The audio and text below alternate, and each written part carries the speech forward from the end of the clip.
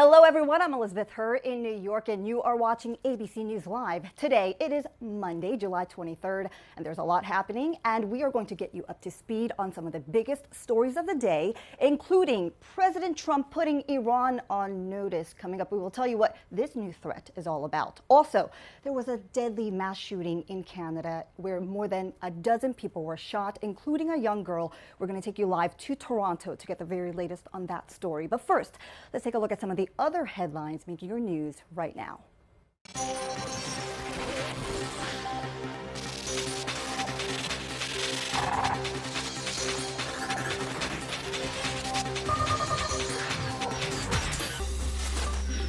The Ferguson fire in California continues to grow as it inches closer to Yosemite National Park. So far, 42 square miles have burned, although no buildings are said to be destroyed. High temperatures have persisted for more than a week in Japan, killing more than 40 people. Today, the temperature hit 106 degrees, the highest ever recorded in the country. Hundreds of Uber and Lyft passengers live streamed without their knowledge. It apparently happened to riders in the St. Louis area who rode in Jason Gargak's car while he was driving for the two companies. In statements, both Uber and Lyft say they have suspended Gargak, who had been quoted as saying he just wanted to capture his interactions with passengers. The U.S. Coast Guard has suspended the search for missing sailor John Santorelli in Lake Michigan. Officials say he was taking part in the Chicago yacht race to Mackinac Saturday when he fell overboard and slipped under the water. The New Jersey company that makes Ritz says the crackers contain whey powder, which they believe could be contaminated. So far, no reports of anyone getting sick.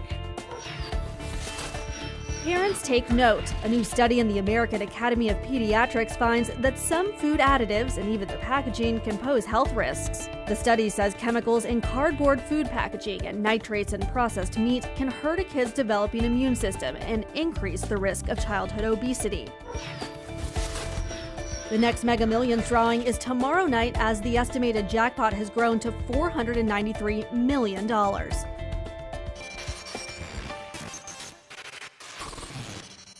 All right, let's get started here with President Trump back on Twitter, launching a new attack on Iran. For more on this, we're going to check in with our Karen Travers, who is standing by at the White House. Now, he's warning Iran to never threaten the U.S. again. Karen, where is this coming from?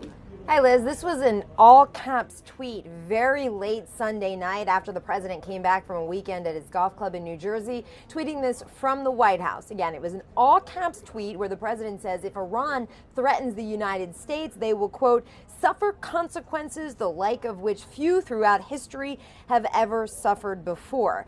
Liz, the White House defending this tweet, saying that this is the president showing peace through strength, and that if anybody is inciting anything between the U.S. and Iran, it's the Iranians. This all comes after the president of Iran, Rouhani, on Sunday said that if the United States pokes or antagonizes Iran, that there would be the mother of all wars. You also, Liz, had the Secretary of State over the weekend, Mike Pompeo, saying that the Iranian regime engages in corruption and human rights abuses. But at the same time, Secretary Pompeo said there was a possibility there could be direct talks, engagement between the Trump administration and the Iranian regime. But Liz, he also said that regime engages in what he called mafia-like behavior. Well, Karen, this, of course, is happening months after the U.S. withdrew from the Iran nuclear deal and Iran facing new sanctions. What does this, if anything, have anything to do with those situations? More tough talk again from the Trump administration, as you're right, they're considering those sanctions. And, you know, the president over the weekend, maybe he gave a little bit of a clue as to why he went down this path. He said that he was severely criticized for being too nice to Vladimir Putin, the Russian president, last week when he met with him in Finland. The president said if he had been tough and vicious, he would have been criticized for that too.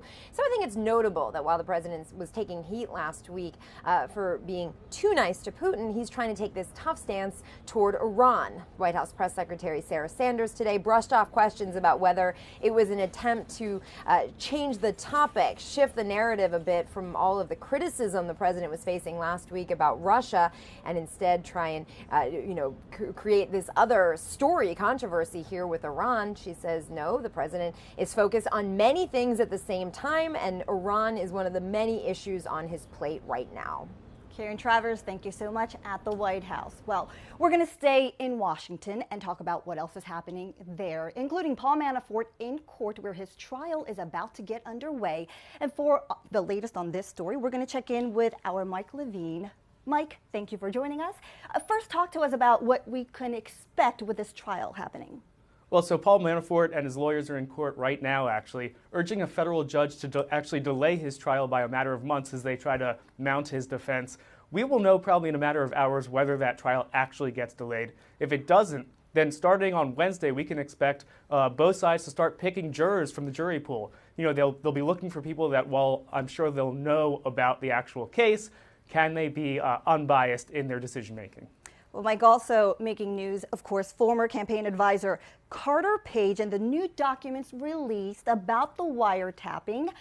Talk to us about what's happened in that case and bring us up to date. Yeah, so the FBI this weekend, in sort of a surprise move, released more than 400 pages of documents that were previously high-level, top secret. And those documents are basically what the FBI used to get a federal judge to approve covert surveillance of Trump associate Carter Page. Those documents show that that controversial dossier was just one piece of a much larger mosaic that they used. All right, Mike, last but not least, let's really quickly talk about Russia one more time. President Trump back on Twitter calling it all a hoax. Karen touched upon, is he trying to change the topic from Russia and now talking about Iran? What is the president's stance on Russia and once again calling it all a conspiracy? Well, just this past week, actually, some of the nation's top national security advisors were gathered in Aspen, Colorado, and they all said this was not a hoax, this was not a witch hunt, and that Robert Mueller is a straight shooter and that we should just see what happens. Thank you. Michael Levine in D.C. Thank you very much.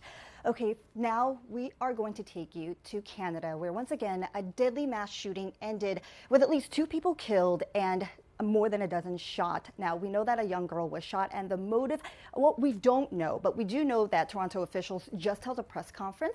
And so we are going to check in with our CTV reporter, Peter Ackman, who is with our sister station in Canada. Peter, you are there at the scene.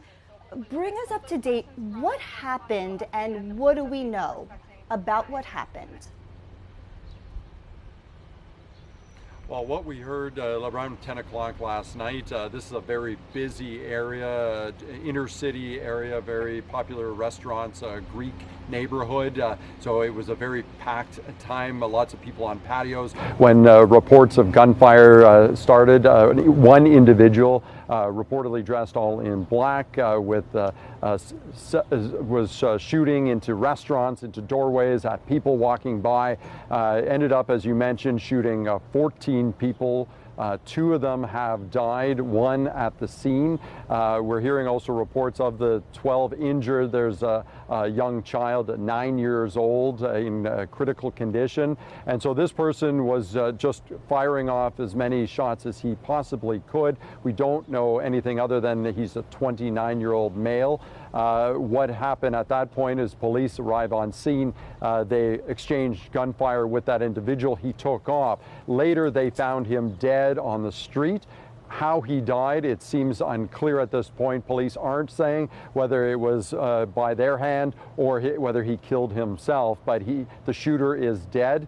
2 other individuals are dead and 12 are in hospital. The Toronto mayor held a press conference this morning talking about this horrible tragedy. What did he have to say as far as his reaction to it all? Well, this comes at a very tough time for Toronto. There's a gang war that's been going on. The Toronto mayor and council rolled out some new regulations to get more cops on the street.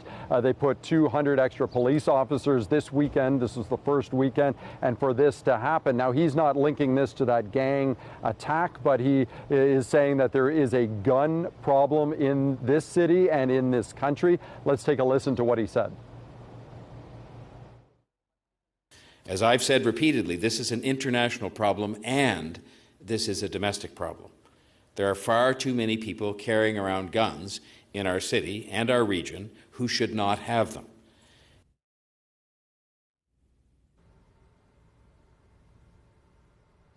Now, in this situation, you heard him talking about that. He said there is a gun problem. He's going to call on the federal government to tighten gun regulations because he says that currently it allows people to have far too many guns in Canada, despite the tough laws. And also, there's a lot of guns that there are reportedly coming over the border from the United States in northern states that people are buying and bringing over in order to be used here by gang members and criminals here in Canada. And Peter, you mentioned this happened on a very busy street. Right now, what I see behind you are police tapes and nothing happening. Obviously closed off right now. How long is this investigation going to be happening? And talk to us about that scene right there for people who might not be familiar with Toronto. Well, this is a very busy area. Normally this would be crammed with cars and people. It's right near a subway station, a very, very busy time, day and night, especially in the summertime. Lots of patios, lots of things like that. The Special Investigations Unit is there investigating. We're hearing reports that the body of the shooter is actually still on the street around that corner. The police are investigating. We're also hearing that that they're trying to sort of pinpoint every shot, every step he took down the street, where he turned, who he shot, and everything like that, trying to bring it back to where he began this, what his motives might have been. At this point, they're not saying anything about terror or whether he was linked to any type of group, so that type of information is still needing to be discovered. But normally this would be a very, very busy area. It's just in the inner city outside of the downtown of Toronto, and so right now it's cordoned off. It's about 4 or 5 blocks that have been completely shut down to the public, and they say that they'll be holding it as long as they need to rebuild exactly what happened, to try and go through the steps of the gunman and try and figure out a motive. Peter Ackman with CTV. Once again, thank you very much, live there in Toronto. Okay, now we are going to take you to California, where a standoff at a Trader Joe's market ended with 1 person killed, and that suspect is in custody. Our Marcy Gonzalez is in Los Angeles. She has been following this story since it broke. Marcy, where does this investigation stand, and what are we learning today? Hi, Elizabeth. Well, that suspect, 28-year-old Gene Atkins, is being held on $2 million bail on suspicion of murder because, as you mentioned, one woman was killed here at the Trader Joe's, a manager named Melita Corrado. It's still unclear whether she was caught in the crossfire in this gun battle with police, possibly shot by police accidentally, or if she was shot by that suspect. So formal charges have not been filed yet. That could happen today, and at that point, we could see the suspect in court as soon as today. But to bring you back to the beginning of how all of this began, police say the suspect shot his grandmother Saturday afternoon around 1:30, shot her 7 times inside of the home they share. Also, we're told his girlfriend was grazed in the head by a bullet in that exchange. Police say that Atkins then got in his grandmother's car, brought his girlfriend with him, and then took off. Police were chasing him. He was shooting at them through the back window of that vehicle, exchanging gunfire. And that pursuit led here to about 10 miles away, the vehicle crashing into a pole here. And that's when Atkins got out of the car, was still exchanging gunfire with police. And this is where the Trader Joe's is. This is the entrance you can see is boarded up. Just on the other side, there are visible bullet holes. And this parking lot here was packed as that gunfight was happening. People were having to dive for cover. And that's when we're told the gunman went inside of the Trader Joe's. This was a Saturday afternoon. It was packed with shoppers. People were sent running out through the back door. Some of them made it out. We talked to an employee, a 17-year-old cashier here, who said she was afraid to run out, so she actually went upstairs with some of her colleagues. They ended up in a bathroom. They barricaded themselves in a stall, 3 people in one stall, because they were afraid that he might shoot through the door, so they were doing their best to hide. There were other people a couple rooms down in the second level. They found a ladder, put that out through the window, and managed to climb down. But the mayor says at one point in all of this, there were as many as 50 people who were downstairs here in this Trader Joe's being held hostage. One of those people who was in there says that at one point Atkins threatened to kill everyone, that he sent one of the hostages to go through the aisles and gather anyone else who was hiding so they could all be in one place. Police say that hostage negotiators were in communication with Atkins through this entire thing, that he had asked to speak with his grandmother. He made a series of demands. Finally, after about 3 hours, so around 6:30 in the evening, the final hostages came out with Atkins. Atkins had requested handcuffs and put them on himself, and then came out and surrendered. So that's the latest here. Liz, back to you. Marcy, incredible story. But right also behind you, I see what looks like a memorial that the community has set up for the victims. Yeah. I'm sure a lot of community members are coming in, dropping off flowers, and it looks like notes as well. Yeah. Yeah, we'll bring you over here and give you a look at it. And, you know, I should also mention that there were several people who were injured in all of this. There were 6 people who were transported from the scene here, including the suspect, also a 12-year-old boy who was injured inside of the store. But they were all brought to the hospital in fair condition, so everyone there expected to be okay. And the grandmother, who was shot 7 times, also expected to survive. But yeah, look at all of these flowers. People have been coming by all day yesterday, all morning today, leaving these flowers and these handwritten notes. And some of them are just really so touching. This one, to our Trader Joe's community: you are the center of the Silver Lake community. You are Silver Lake. We send you all of our love during this very difficult time. A really personal note here, Melly Mel. Everyone says that Melita was known as Melly or Mel. It says, "My angel, I will forever miss your laugh and positive attitude. Thank you for being a good friend. I will love you forever." So just people are still coming by, leaving notes. There are markers here so that people can leave their sentiments here on this wall outside of this Trader Joe's. We heard from Melly's brother yesterday. He tweeted saying that the family's doing the best they can to just process this, that they miss her already, that she was loved immensely. And now a part of the investigation is to see whether Melly, who was a manager here, was caught in the crossfire, or again, if she was shot by the suspect. Elizabeth. Marcy Gonzalez, live in Los Angeles. Thank you so much for that update. Now, also happening today in Branson, Missouri, authorities will begin recovering the wreckage of that duck boat that capsized you see there in what was apparently awful, horrible weather conditions. And right now, authorities are looking into what happened and could this have been prevented. Our Marcus Moore is there on the scene. Marcus, thank you for joining us. I see crews are behind you. What's happening right there? Well, Elizabeth, good morning to you. We're right here at Table Rock Lake in Branson, Missouri, and we are getting our first look at the duck boat that was the focus of that terrible tragedy on the water last week. The crews have just raced it from the bottom of the lake here, and you can see the boat and those life jackets that are hanging from the top. You also see the tarp, the canopy that is covering the seats of this boat, and an American flag there in front where the driver would sit. And you see the crane that has been attached to the boat. These crews started working around 9 o'clock this morning to begin the process of lifting this boat from the water where it sank, and 17 people were killed.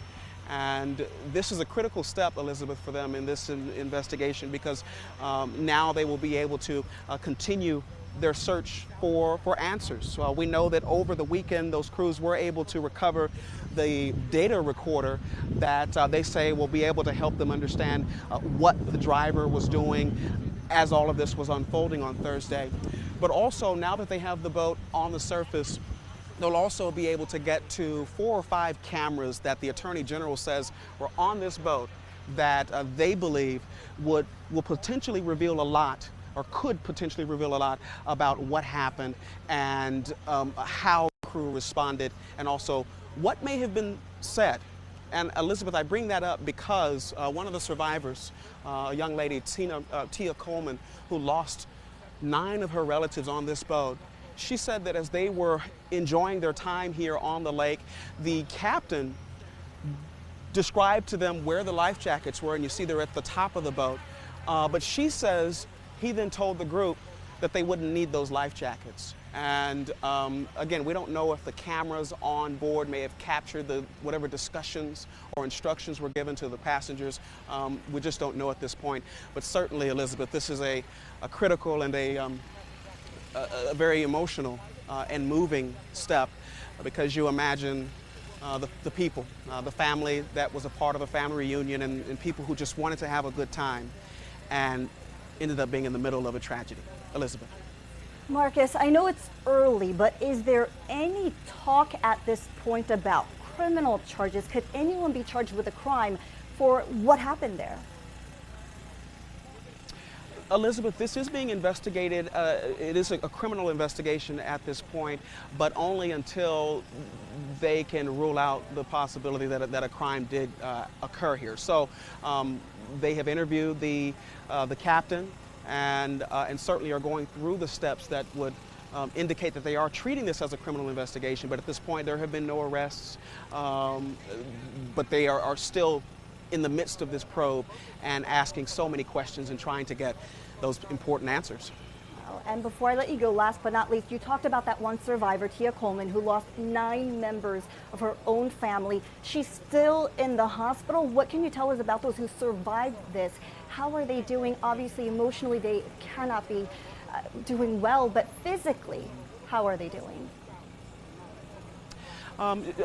Ms. Coleman was expected to be released from the hospital soon, if not already, and returning home to Indianapolis. And she was one of the passengers who was physically okay, but swallowed a lot of water. And at one point, I understand she may have had water in her lungs. So that was the kind of treatment she was undergoing at an area hospital. But certainly, she's very thankful and relieved that she's okay.